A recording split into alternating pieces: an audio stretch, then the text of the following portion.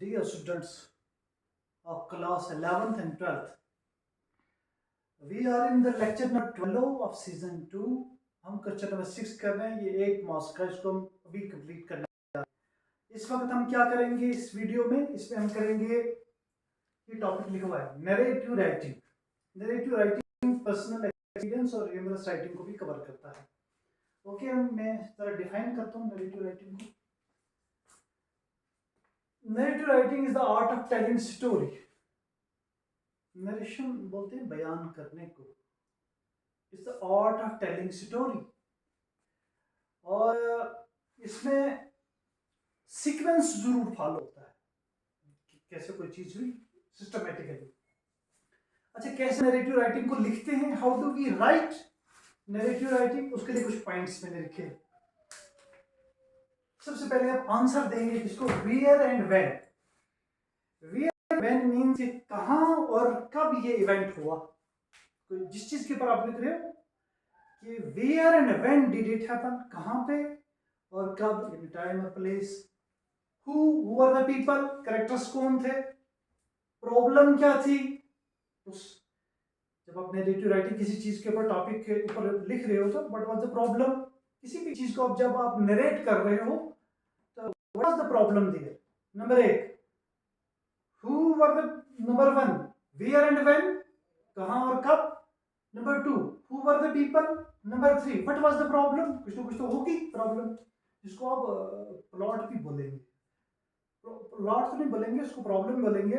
Events को हम plot बोलेंगे। व्हाट आर द इवेंट्स और फिर what was the solution.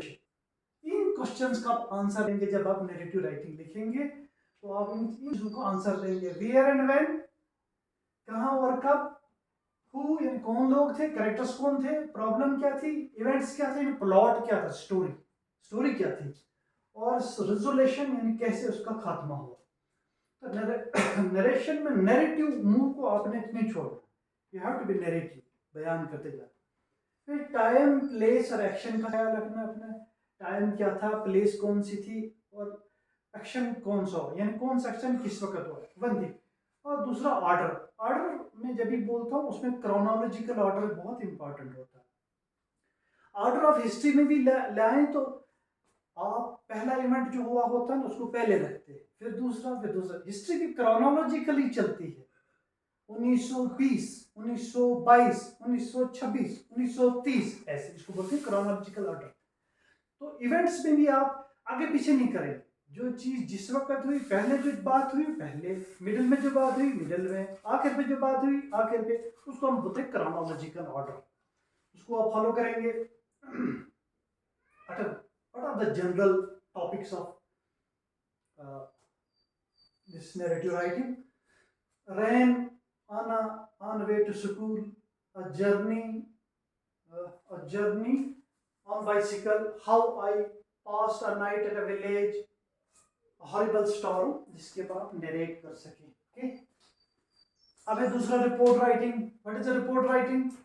is a form of communication in which some information is conveyed usually in writing to someone who wants it.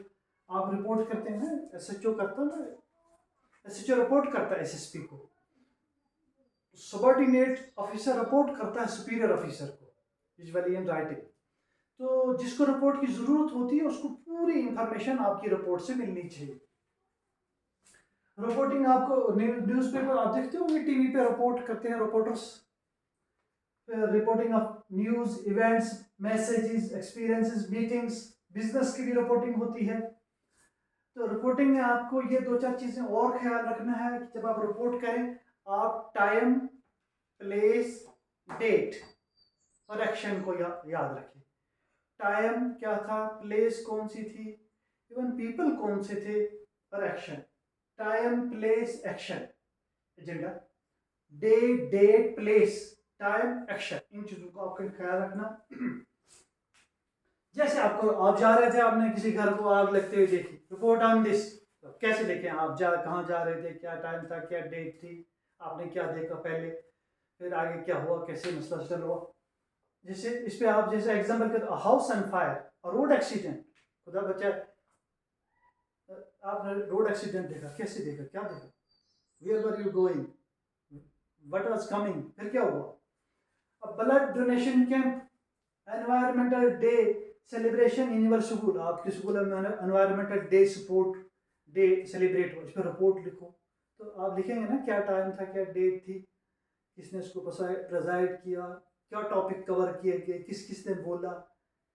This is how you report. Generally reporting होती है आज life में, it's a common feature, ये कोई इतना difficult नहीं है। इन चीज़ों का आपने ख्याल रखना है कि जब आप रिपोर्टिंग करें इन चीज़ों का आप ख्याल रखें, टाइम प्लेस एक्शन, और your reporting should be complete.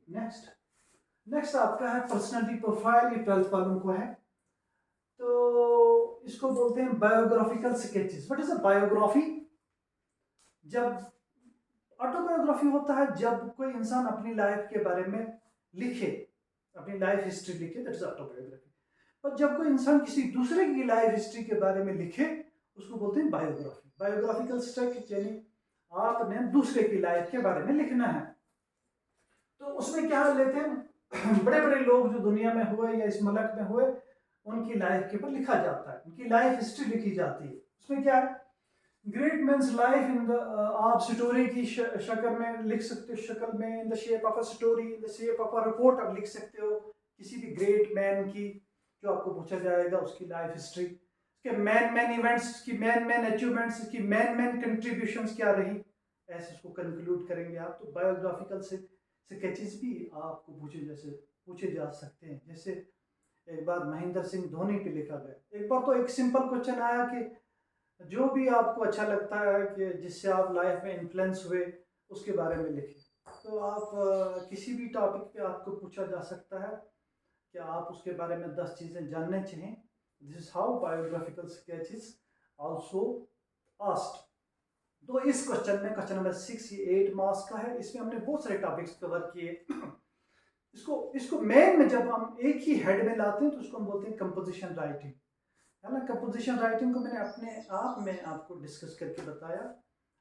तो लेकिन हमने हर एक टॉपिक को अलग अलग से डिस्कस किया कि आर्टिकल कैसे लिखते हैं, डिबेट क्या होती है, स्पीच क्या होती है, नैरेटिव राइटिंग क्या होती है, पर्सनालिटी प्रोफाइल क्या होता है।